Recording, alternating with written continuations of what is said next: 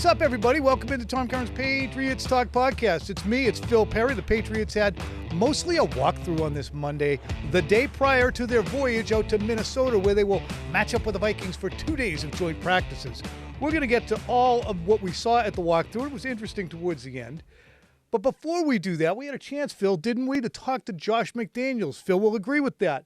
And when we talked to him, we asked him about growing pains with the gosh darn turnovers. Yeah. He works extremely hard every day to be prepared for each practice.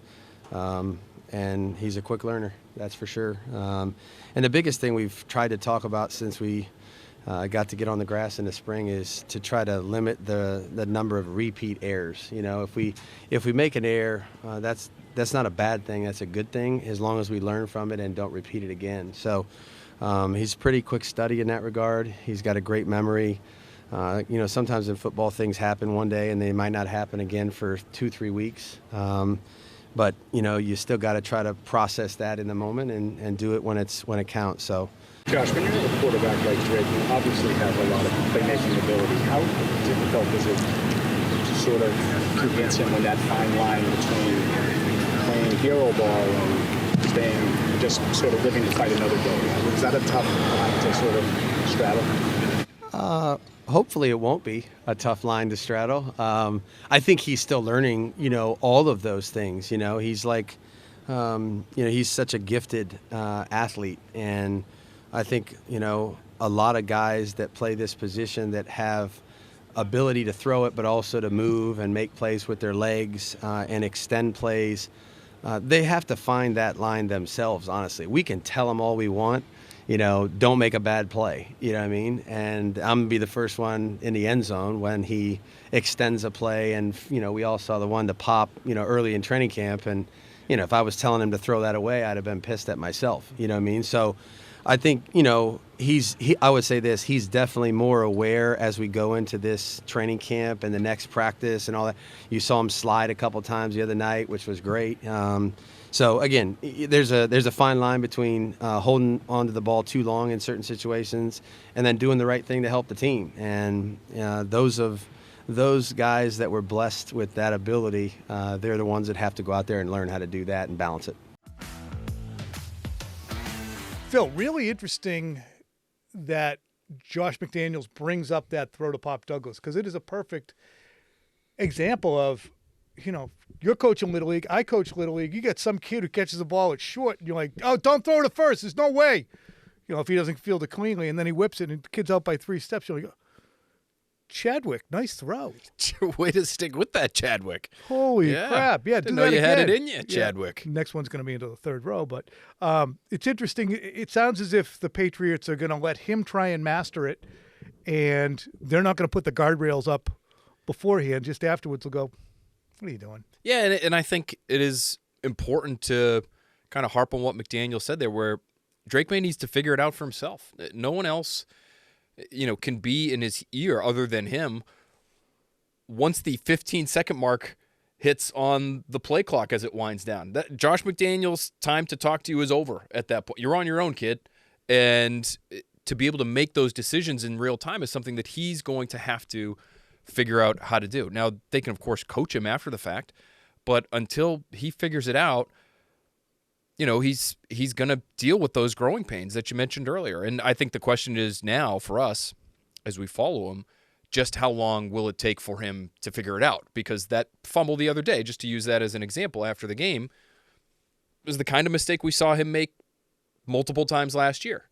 So is it going to be Is it going to be another year of this kind of thing? Is it just once every 5 games now instead of maybe once every 3?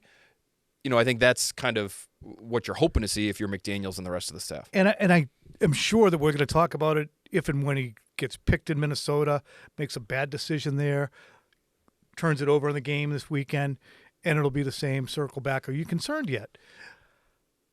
I'm not going to be until I see an absolutely inordinate amount of nonsensical turnovers. And we did see one Friday night. That was nonsensical. Mm-hmm. Beginning of the game, first drive, you're getting sacked, give up. But prior to that, he had gone most of camp without a pick. He threw one bad pick during the regular scrimmage. One The bad one Intertown. that was a deflection. Yeah. Right? Yeah. So one bad one, and then he had a deflection against the Commanders in the joint practice, and then a bad one. Was it a bad No, one? it was just the one. It was Okay. just the one at the end of the practice. So he's against the not Commanders. hemorrhaging footballs. No, he's not. So Even though it might feel like that because since we asked him about the lack of turnovers, he's had, I think, he's been on a four bench, and absolute 5 bench. practices or something. So you're going to deal with this in about 8 to 10 years. When you have your kids are driving for the first time, you want to buy them a big, sturdy car that's got some miles on it, and you're not going to feel bad if it gets dinged when it goes around a corner and, something dumb happens. I mean, you want a big, sturdy car because there's a chance that he's going to ding it up.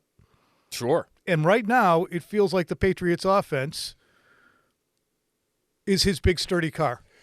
There's going to be some dings in it by the time Drake is done with it in 2025. Agree? Well, there could be dings in it, but is it the big sturdy car or is it the small little sports car, 2-door, that when it gets a few dings, they're really noticeable? Like, are the mistakes going to be few enough and far enough between where this offense is going to be able to survive? Because if this offense was a big sturdy car, like I look at the Eagles, that offense is a big sturdy car. That is a big old Suburban that you could take down half a neighborhood block with that thing and probably still be okay. I don't think the Patriots offense is necessarily built to be able to withstand those kinds of mistakes, and that's unfortunate for him because he is a young quarterback and he does have an incredible skill set in my opinion.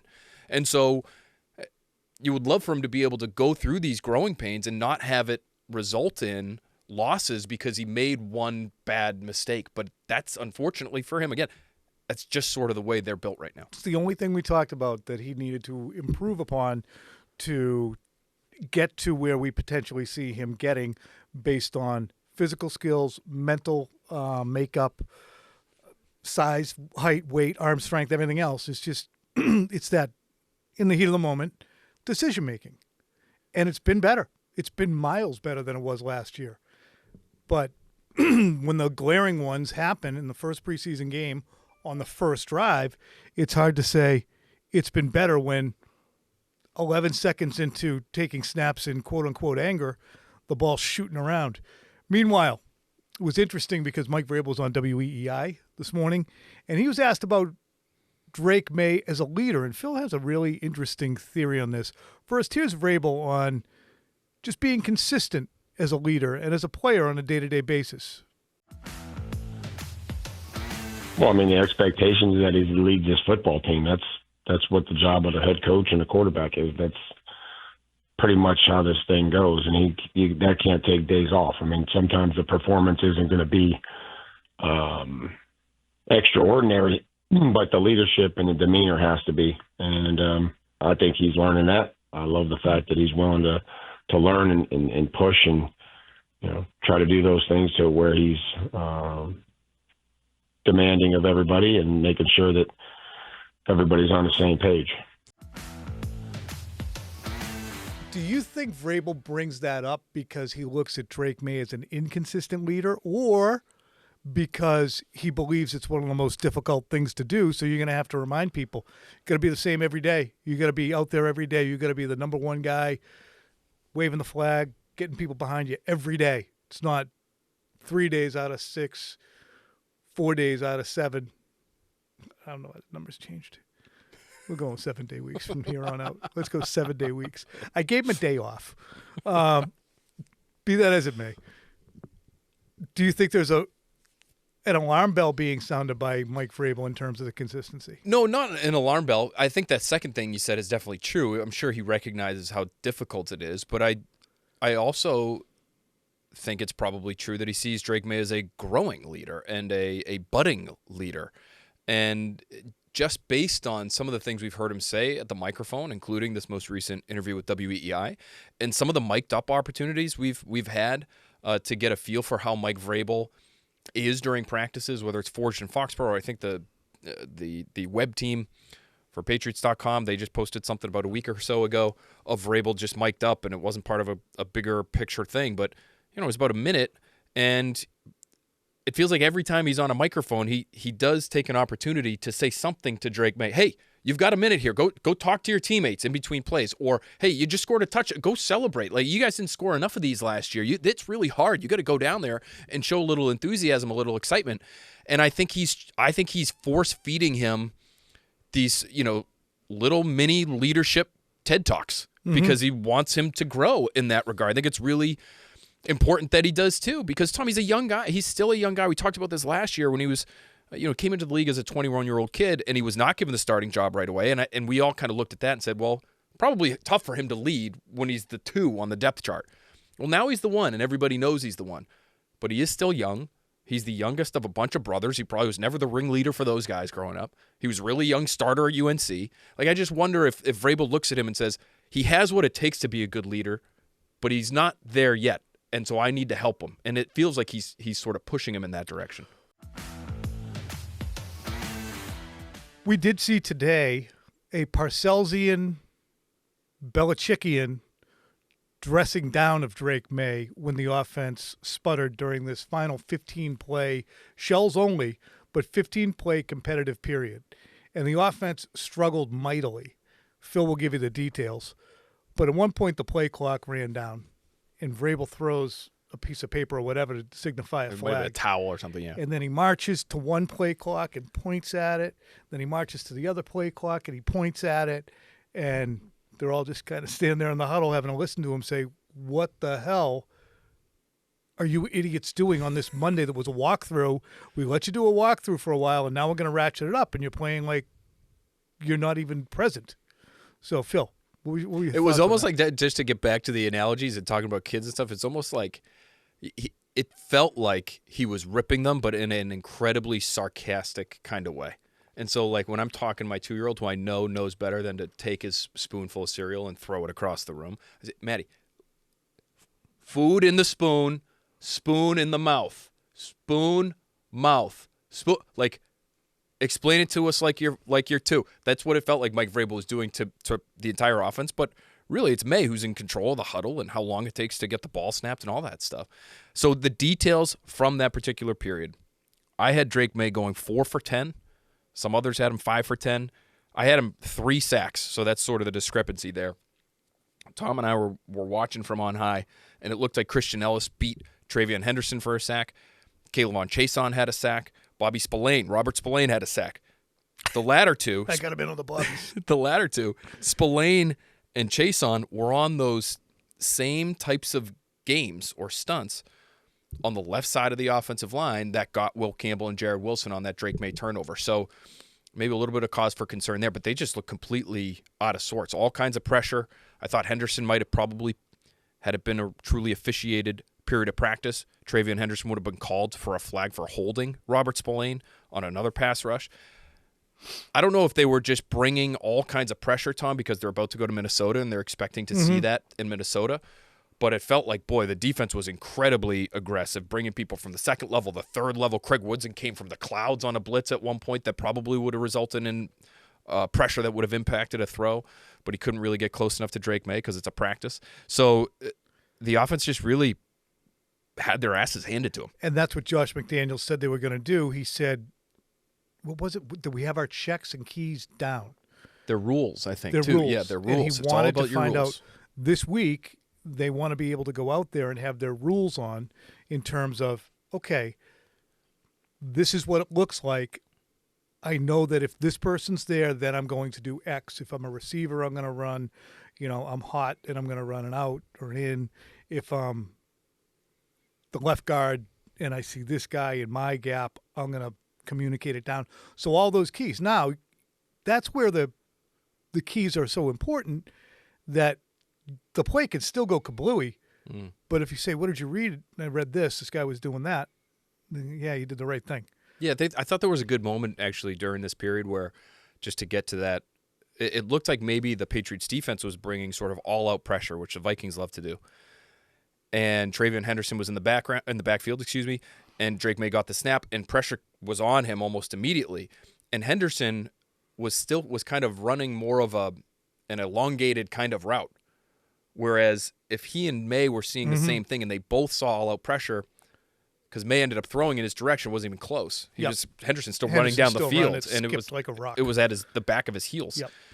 If they saw the same thing and they understood the rules, maybe that results in a completion for short yardage, but it's still completion as opposed to incomplete. Now it's 2nd and 10. So that's why it's so important for us to all remember, media, fans, and the players themselves.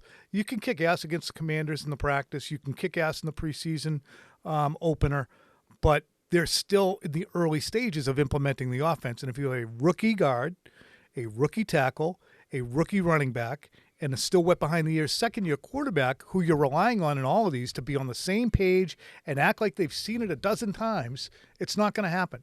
Doesn't mean they suck when this stuff happens, but you're going to see the growing pains and the dents in the side of the chassis. Is this a good week for them to try and deliver some consistency, or is this going to be more of a test this week? Like, if I'm going to ask you now, what will your grade be for the Patriots offense at the end of the weekend? Ooh, I think it could be low. I think this is going to be a real talk about growing pains. I think this could be the type of week where the fact that they are as young as they are and everybody is as new as they are for the most part to this Josh McDaniel offense really kind of gets exposed, because the way the Vikings play defense is just complicated. It's they live in this exotic world. They're just always there. It's not just on third down. It feels like they have a different look and a different style and a different approach for every down, every situation. And so unless they can get on to those base fundamentals and those rules that McDaniels was talking about and everybody get on the same page over the course of the next 48 hours, I think it could look pretty ugly for the offense, because that period at the end of practice today, I think, was a good sign of just how far they have to go. And now they're going to go against one of, in my opinion, the brightest defensive minds the sport has to offer. And he's not going to dumb it down for them. He's going to get those guys ready for their regular season. And then additionally, the defense is dealing with the best quarterback out of last year's draft. It's J.J. McCarthy. That's right. Yep. Interesting. Justin Jefferson McCarthy. He's had sort of a mixed bag of a training camp, it sounds like, depending on who you're listening to. He's just playing possum right now. Unbelievable quarterback situation, though. I can't wait to go back into my quarterback situation rankings that I did about a month ago. The Vikings, believe it or not, the number one quarterback situation in football based on play caller, playmakers, and protection. Very good offensive line, obviously very good playmakers, Justin Jefferson and company. Your X factor is JJ. And Kevin O'Connell. Well, the fact of the matter is he's basically been given the softball of all softballs for young quarterbacks in terms of the situation around him. He's got the best in the league. If he stinks this year, he probably stinks. Do you think the Drake Maye situation is similar or better than J.J. McCarthy's, Phil, in terms of the guys that he's throwing to, et cetera? I would say it's slightly worse here in New England. I think I had the pass catchers or the playmakers in New England at 31 out of 32 teams. Play caller not that far behind, though. Good match of offensive play callers this weekend. All right, so speaking this weekend, last weekend, worst segue ever. Speaking of this weekend, last weekend. Speaking of weekends and days in football. Let's roll it back real quick to Sunday's practice, because we had a couple of newsy items that emerged. First, Carlton Davis was on the field for that practice. He took part. He covered guys. He had a nice pass breakup on Keyshawn Boutte. Efton Chisholm had kind of the catch of the day. Stephon Diggs had a sloppy drop on the doorstep in this kind of competitive Shells practice. But more than anything else, something that we've talked about a lot and weren't sure if our eyes were deceiving us was Kyle Duggar. Just not doing a lot. And I think Jalen Hawkins is coming up on the outside a little bit. It feels like Hawkins is ahead of him on the depth chart, just how he was used these last couple of days in practice. You see Hawkins and Peppers for sure out there ahead of Duggar, but you also see Craig Woodson when they go three safeties, or even if they go two, if they want to give Peppers a blow, it might be Hawkins and Woodson. So to me, Duggar, the way they used him, especially in practice today, Tom, it makes him look like a reserve defensive back. He's out there with Miles Battle and Kobe Minor at corner. And then at one point in the practice, when it was the top offense going against the scout team defense, and you can tell it's scout team, these guys got pennies on and numbers for the opposing defense that they're about to face, Kyle Duggar's out there running around in a 7 penny. That's usually not something that you would see a starter or even a frequently used contributor doing in a situation where you have 90 guys on the roster and plenty of bodies. The second highest paid player on the team, which, again, I've brought it up a million times. I don't have an issue with Kyle Duggar. I think he was a tremendous player 2 years ago. Last year, injuries. Was it 2 years ago? Was it Bills last year that he was a beast? Yeah, 2 years ago he was pretty good. It might have even been the year before the that year when before he he had all had the a ton of touchdowns. turnovers. Yeah, but in last year, I gave him a lot of credit last year, even though he wasn't good. He clearly was hurt, and I gave him credit for just playing through it because I think there were a lot of guys who would have tapped out because they knew they were making themselves look bad. I wonder, maybe it's the injury, Tom. He's a little older. He's brushing up against 30. He was an older rookie when he was drafted. So yeah, you wonder if it's just a combination of those things catching up to him. What do you make of the fact that it's yet another Bill Belichick guy and an Elliott Wolf re-signee from last year who appears to be moving further and further away from the focus of the team, whether it's Anthony Jennings right now and Duggar, whether it's we've rolled through them before, from Godshaw to Andrews to Joe Cardona to Jonathan Jones to Dietrich Wise. They just basically said all the leaders and all the guys that we figured were the best guys, we're actually going to move on from you. It's interesting to me because I just never. At first, I thought it was a coincidence because I thought there would be a shared brain type thing with what Belichick would have liked from a guy in terms of intelligence, nose to the grindstone stuff, and Vrabel. But put the team first. Yeah, I would have thought the same thing. David Andrews, right? Seemed Yeah. like a Bill guy, but also seemed like, at least to me, the kind of guy who'd be a fit for Vrabel's program too. With Duggar, or were these guys just not good enough?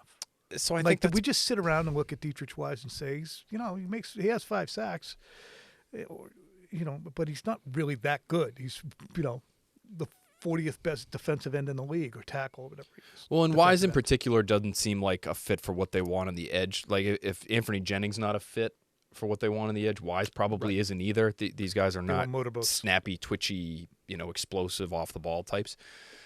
Duggar, though, Tom, to me was a good fit schematically for what Vrabel's done in the past at that safety position. He's the guys he had in Tennessee that he used the most were these sort of versatile, can do a little bit of everything that you ask him to do at that position types. And that's what I thought Duggar was. Duggar's not ever going to be a Devin McCourty free safety in the middle roaming, but he could play half the field deep. You could obviously play him in the box and play him like a small linebacker. Those guys, Kevin Byard, Kenny Vaccaro. Those were guys who did a little bit of everything. And I saw Duggar and Peppers fitting into that. Peppers has. Duggar, for some reason, has not. And I do come back to the physical stuff for him because we haven't noticed him at all, and I just wonder if he's lost athleticism.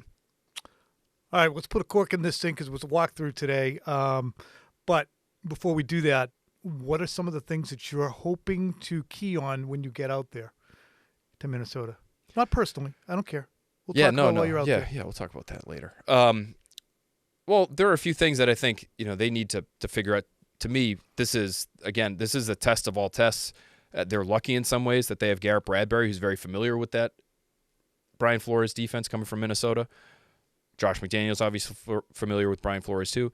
But to me, my focus is going to be on Will Campbell and Jared Wilson because I think their heads could be spinning. Spinning.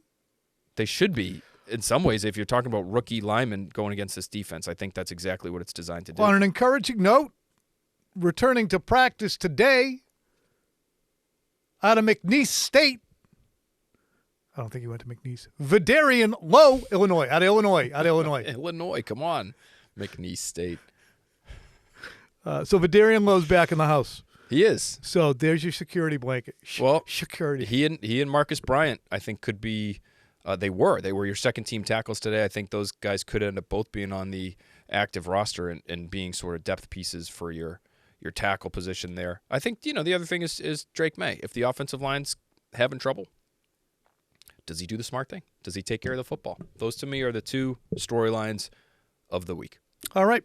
Storylines of the week brought to you by Phil and Tom. We'll see you later on. Oh, and nothing tomorrow. Okay, guys? We'll do a quick hitter on Wednesday, a quick hitter on Thursday. Quick Slants comes back on Thursday. And, of course, look for all Phil's coverage from out there near Lake Minnetonka.